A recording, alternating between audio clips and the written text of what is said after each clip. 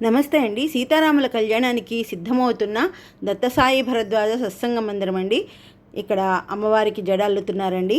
జడ అయిపోయిన తర్వాత అమ్మ జడంతా చక్కగా పూలమాలలతో అల్లేశారు. ఇప్పుడు సీతారాముల్ని చక్కగా రెడీ చేసేసి ఇలా సింహాసనం మీద ఆసీనులను చేశారండి.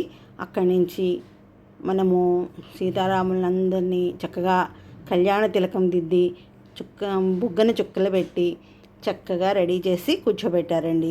ఇప్పుడు మనము ఒక పక్కనేమో వంట చేసేస్తున్నారండి. కళ్యాణం అంటే మరి విందు భోజనం చేయాలి కదండి. అలాగే వాళ్ళు అన్ని విందులు రెడీ చేస్తున్నారండి. ఒక పక్కన ముత్తైదువులందరూ చక్కగా తలంబ్రాల బియ్యం కలుపుతున్నారండి. ఒక పక్కన కళ్యాణం చేసే పెద్దలు వాళ్ళు గణపతి పూజ అవి చేస్తున్నారండి. ఆ గణపతి పూజ అయిపోగానే కళ్యాణ కార్యక్రమం అంతా సాగుతూ ఉంటుందండి. అలాగా ఈలోపు భక్తజనులందరూ వచ్చేసారండి. ఆ భక్తజనులందరూ స్వాముల వారిని దర్శించుకుంటూ అలా రాముల కళ్యాణాన్ని వీక్షిస్తున్నారండి. ఒక పక్కన వినాయకుడి పూజ పూర్తయిపోయింది. వినాయకుడికి మంగళహారతి ఇచ్చేసారండి. ఇప్పుడు నెక్స్ట్ కార్యక్రమం జీలకర్ర బెల్లం పెట్టేశారండి. స్వామివారికి జీలకర్ర బెల్లం పెట్టేసి ఇప్పుడు మనం హారతి ఇచ్చేసి తర్వాత ఉత్తరదంజాలు వేసేసారండి. ఉత్తరదంజాలు వేసేసి చక్కగా ముత్యాల తలంబ్రాలు అలాగే సూత్రధారణ చేస్తున్నారండి. సూత్రధారణ అయిన వెంటనే ముత్యాల తలంబ్రాలు పోసేస్తారు స్వామివారికి. పోసుకున్న తర్వాత సీతమ్మ వారు రాముల వారిని ఊరకంట చూస్తున్నారండి. అదిగోండి సూత్రధారణ జరుగుతుంది చూడండి. సూత్రధారణ అయిపోయిన వెంటనే కర్పూర దండలు చెంకీ దండలు వేసుకుంటారండి సీతమ్మ వారు రాముల వారు సీతమ్మ వారికి, సీతమ్మ వారు రాముల వారికి వేస్తారండి. అలా వేసుకుంటూ అమ్మవారు ఊరకంట చూస్తున్నారండి స్వామివారిని. అలా చూస్తూ ఉండగా సిగ్గుతో తలవంచుకొని ఉన్నారండి.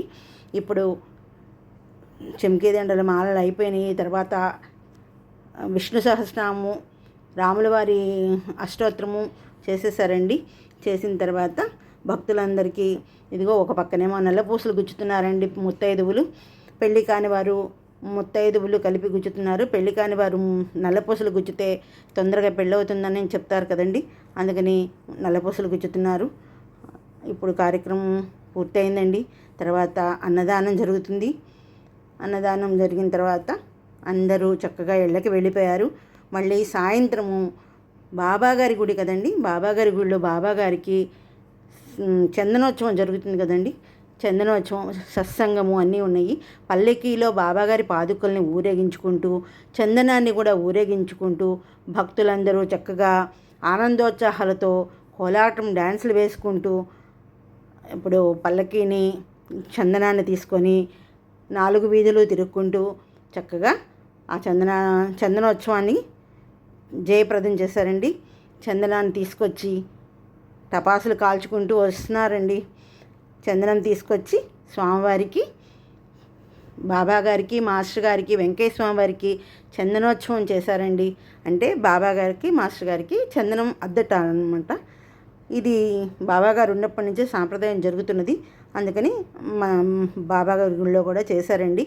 అలాగే లాస్ట్కి పౌళింపు సేవ అండి. రాముల వారికి సీతమ్మ వారికి పౌళింపు సేవ చేసి ఈ కార్యక్రమాలన్నీ ముగించారండి.